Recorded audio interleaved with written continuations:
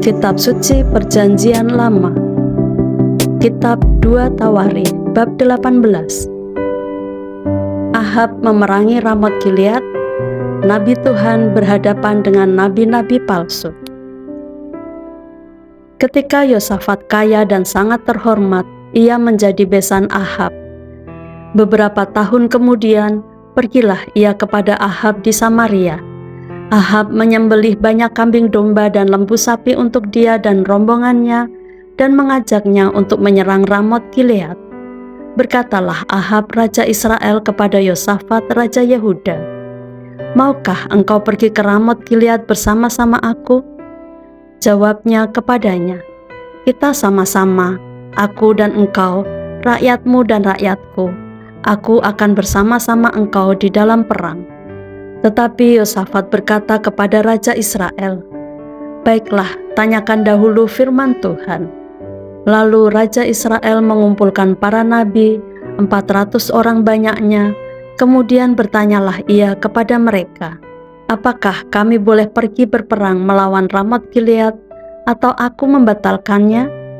Jawab mereka, "Majulah, Allah akan menyerahkannya ke dalam tangan raja." Tetapi Yosafat bertanya, "Tidak adakah lagi di sini seorang nabi Tuhan, supaya dengan perantaraannya kita dapat meminta petunjuk?" Jawab raja Israel kepada Yosafat, "Masih ada seorang lagi yang dengan perantaraannya dapat diminta petunjuk Tuhan. Tetapi aku membenci dia, sebab tidak pernah ia menubuatkan yang baik tentang aku, melainkan selalu malapetaka. Orang itu ialah Mika bin Yimla." Kata Yosafat, "Janganlah raja berkata demikian." Kemudian raja Israel memanggil seorang pegawai istana, katanya, "Jemputlah Mika bin Yimla dengan segera."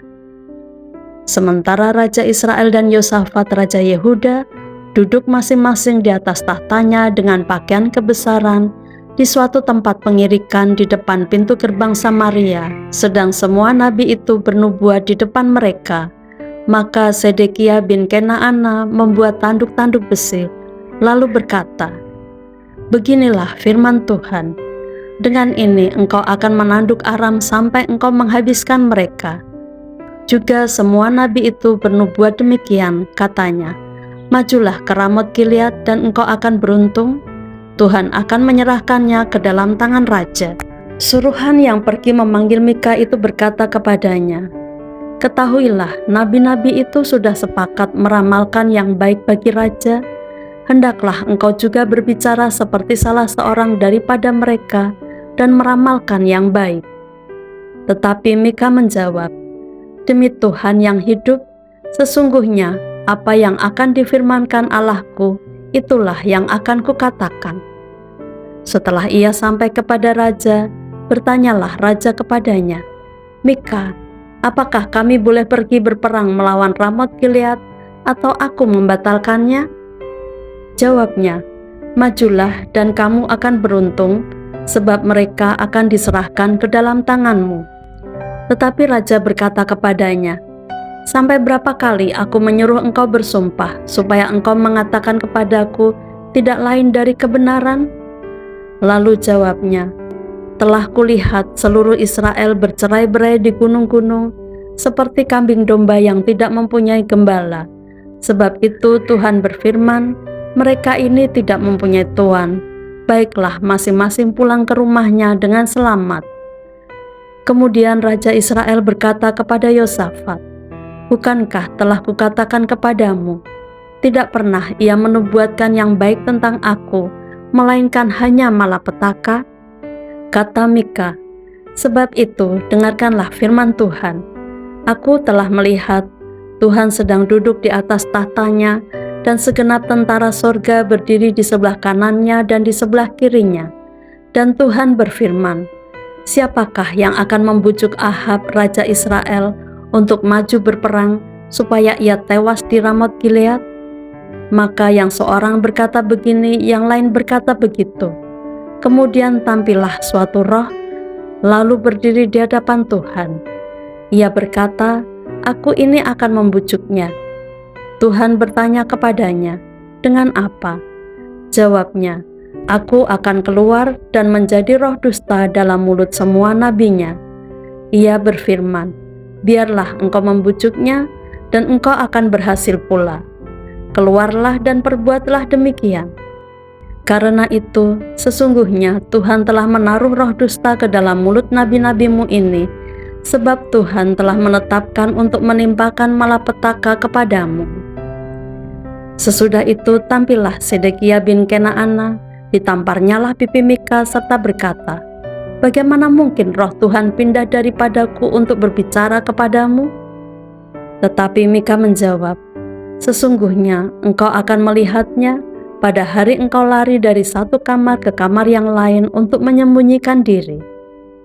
Berkatalah Raja Israel, "Tangkaplah Mika, bawa dia kembali kepada Amon, penguasa kota, dan kepada Yoas anak raja, dan katakan, 'Beginilah titah raja, masukkan orang ini dalam penjara, dan beri dia makan roti dan minum air serba sedikit, sampai aku pulang dengan selamat.'" Tetapi jawab Mika, "Jika benar-benar engkau pulang dengan selamat, tentulah Tuhan tidak berfirman dengan perantaraanku." Lalu disambungnya, "Dengarlah hai bangsa-bangsa sekalian."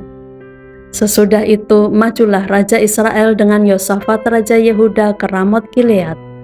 Raja Israel berkata kepada Yosafat, "Aku akan menyamar dan masuk pertempuran, tetapi engkau pakailah pakaian kebesaranmu."